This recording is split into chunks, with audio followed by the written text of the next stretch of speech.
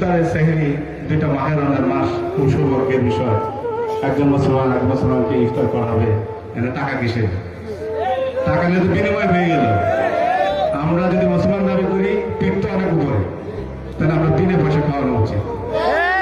অন্তত মাহের রমজানের সুবিধার্থে আমার ধারণা, বিশ্বাস, আকিদা, আমার মুর্শিদ কেবলা আল্লামা শেরাগাজী মহিউদ্দিন আল কেবলা কাবা, তিনি যদি শরীয়তে থাকতেন তাহলে আমাদেরকে টাকা দিয়ে কিনে ইফতার খেতে হতো না, টাকা দিয়ে কিনে সেহরি খেতে হতো না। যারা বিনা পয়সা না দিবে বয়কট করেন,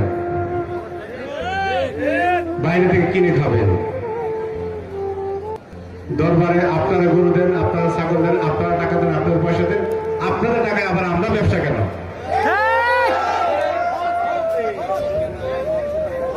এখন থেকে আমি ঘোষণা দিচ্ছি, আমি যতদিন বেঁচে থাকবো বিনামূল্যে খাওয়াবেন। সকলে ভালো আছেন?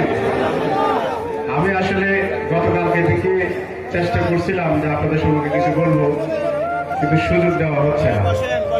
আজকে আপনাদের সাথে ওয়াদা করতেছি, তারাবি নামাজের পরে যদি আমাকে তারা সুযোগ দেন আমি কয়েকটা কথা বলবো। 2 ঘন্টা সময় চাই। আপনারা কি শুধু রাজি? তাহলে ইনশাল্লাহ তারাবির পরে 2 ঘন্টার সময় আমার জন্য বরাদ্দ থাকবে। আমি প্রশাসন মহোদয়কে বলবো, আর যদি এটা আমি না বলি আমাকে হয়তো সুযোগই দেওয়া হবে না, ওরা শেষ হয়ে যাবে। আমি বিগত 30 আগস্ট দাদান কেবলা ইন্তেকাল বার্ষিকীতে কোনো সুযোগ পাইনি মঞ্চে আসার। 16 আগস্ট আমার বাবা জানেন ইন্তেকাল বার্ষিকী থেকে সুযোগ পাই নাই। আমার অনেক কথা জমে আছে, আমি বলতে চাই।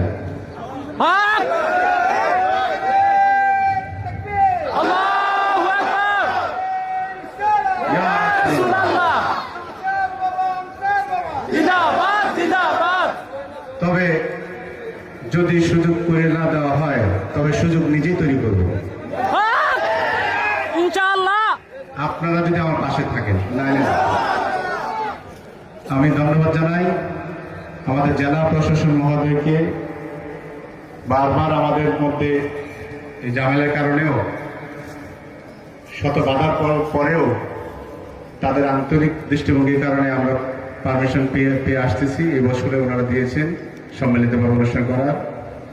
সেটা অনেক গল্প আছে, এত বড় গল্প আছে।